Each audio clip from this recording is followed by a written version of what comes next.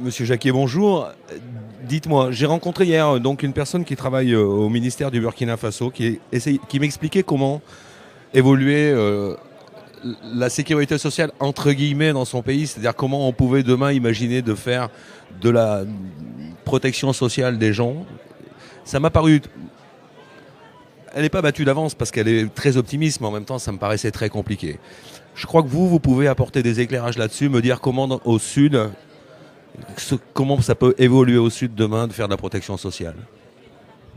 Oui, comme vous dites, c'est un sujet qui est très compliqué au niveau des pays du Sud parce que la protection sociale, on voit bien que c'est quelque chose de fondamental pour le développement. Je crois que maintenant, il y a une prise de conscience qu'en fait, on ne peut pas imaginer en fait, un développement économique durable sans protection sociale.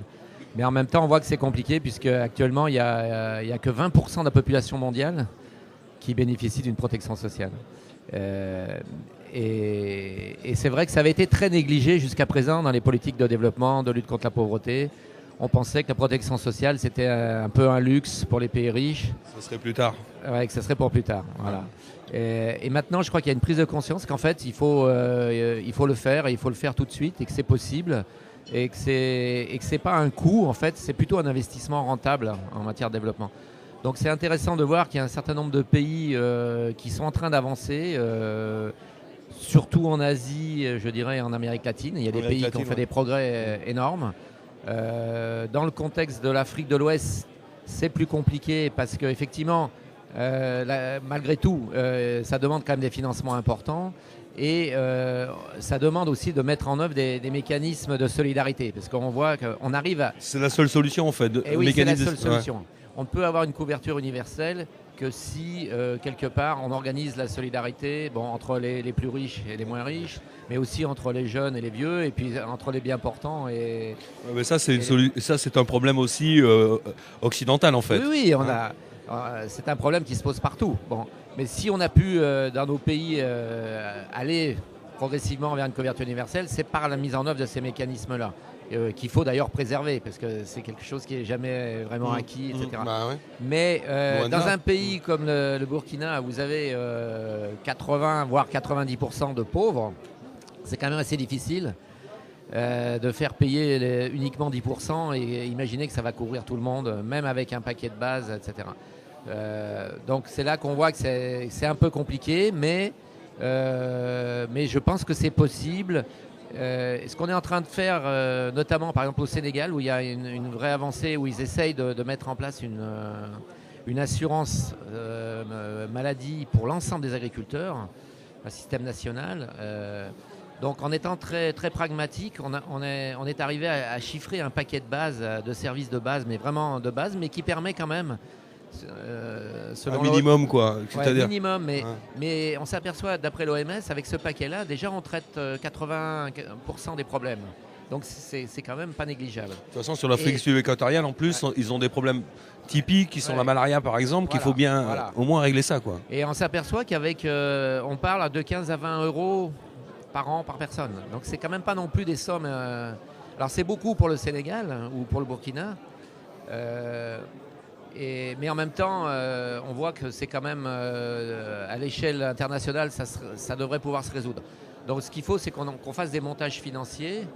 Et ce vers quoi on tend actuellement, c'est de dire, sur ce paquet, par exemple, à 15 ou 20 euros, on voit que les agriculteurs, la population elle-même, a une capacité, une volonté de participer, mais ça n'ira pas au-delà, mettons, de 5 euros. Il faut absolument que l'État organise une solidarité nationale via l'impôt, via différents mécanismes. Mais dans ces pays-là, on voit qu'il n'arrivera pas à prendre en charge la totalité. Donc on aura besoin d'un mécanisme international. Mais qui est quand même qui est tout à fait à la portée de la communauté internationale.